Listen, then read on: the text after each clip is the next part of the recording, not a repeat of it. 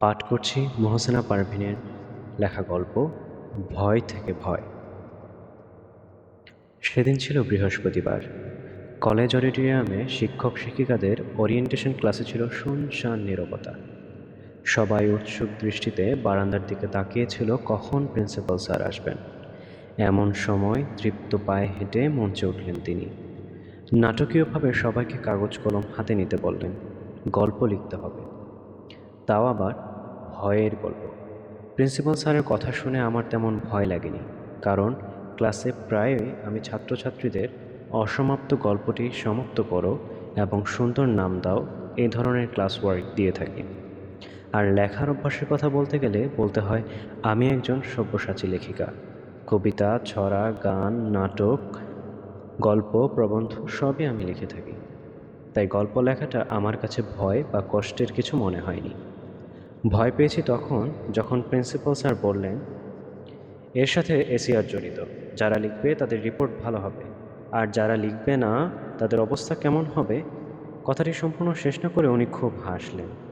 আমি ওনার দেওয়া গল্পের দুটি লাইন লিখেছি, আর চিন্তা করছি গল্পটি যদি না লিখি তিনি তো আমার এসিআরে ভালো কিছু লিখবেন না। এসিআর হলো অ্যানুয়াল কনফিডেন্সিয়াল রিপোর্ট।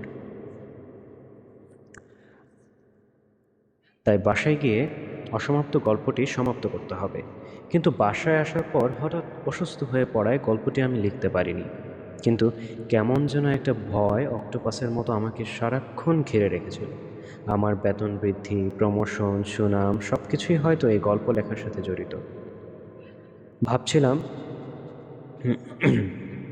বিছানায় শুয়ে শুয়ে এলোমেলো অনেক কথায় অসহায়ের মতো ভাবছিলাম, আর মনে মনে উচ্চারণ করছিলাম রবার্ট ফ্রস্টের কবিতার কয়েকটি লাইন।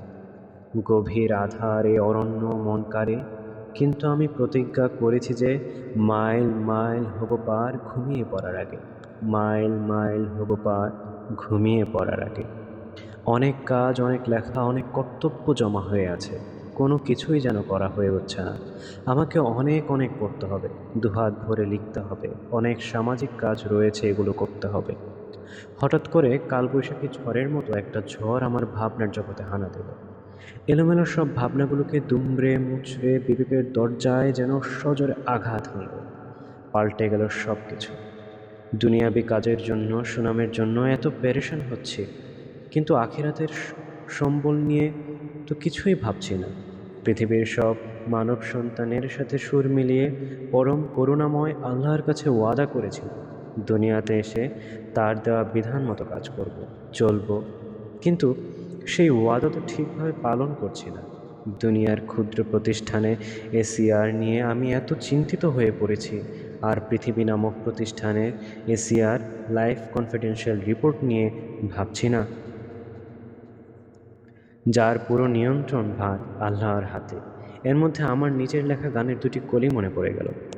রং তামাশার এই দুনিয়ায় বেশি দিন কেউ থাকবে না, পরকালের সম্বল নিয়ে কেন তুমি ভাবছ না। সেদিন ওরিয়েন্টেশন ক্লাসে এসিআর নিয়ে আমি যেই ভয় পেয়েছিলাম, সেই ভয় থেকেই নতুন ভয়ের সৃষ্টি। এক সময় মনে হয়েছে ভয় যেন আমার পিছু পিছু হাঁটছে। এখন মনে হচ্ছে আমিই যেন অতি সন্তর্পণে ভয়ের পেছনে হাঁটছি।